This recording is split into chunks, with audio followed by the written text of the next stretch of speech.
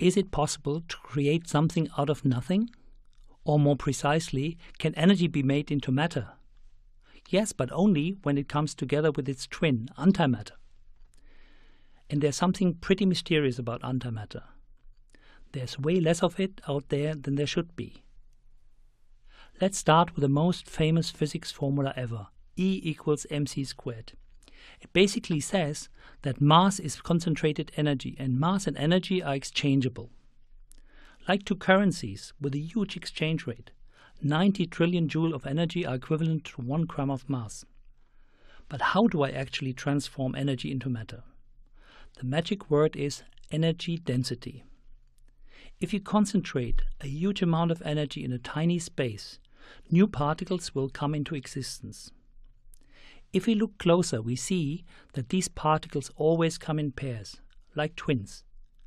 That's because particles always have a counterpart, an antiparticle, and these are always produced in exactly equal amounts, 50-50.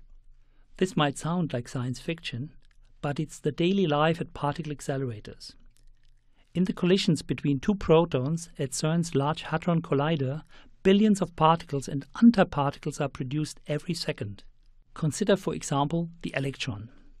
It has a very small mass and negative electric charge. Its antiparticle, the positron, has exactly the same mass but a positive electric charge.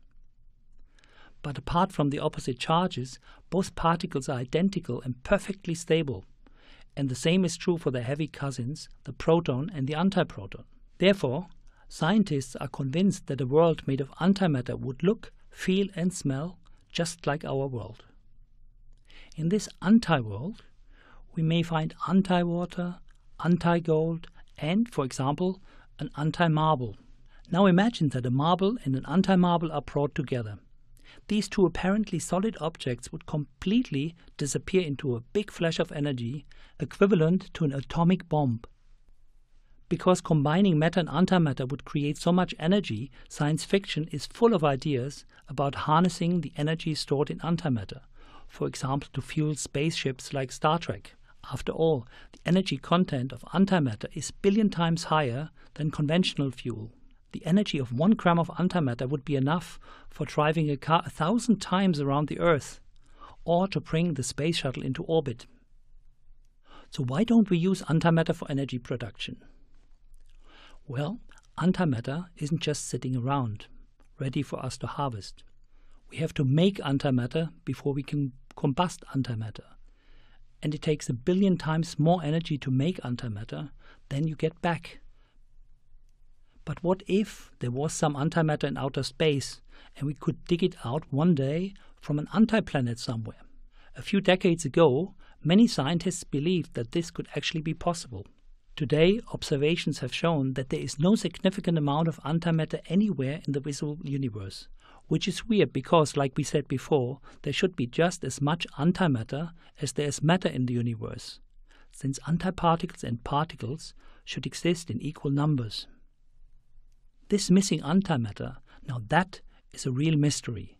To understand what might be happening, we must go back to the Big Bang. In the instant the universe was created, a huge amount of energy was transformed into mass, and our initial universe contained equal amounts of matter and antimatter. But just a second later, most matter and all of the antimatter had destroyed one another, producing an enormous amount of radiation that can still be observed today. Just about 100 millionths of the original amount of matter stuck around, and no antimatter whatsoever. Now wait, you might say, why did all the antimatter disappear and only matter was left? It seems that we were somehow lucky that a tiny asymmetry exists between matter and antimatter. Otherwise, there would be no particles at all anywhere in the universe, and also no human beings. But what causes this asymmetry? Experiments at CERN are trying to find out the reason, why something exists and why we don't live in a universe filled with radiation only. But so far, we just don't know the answer.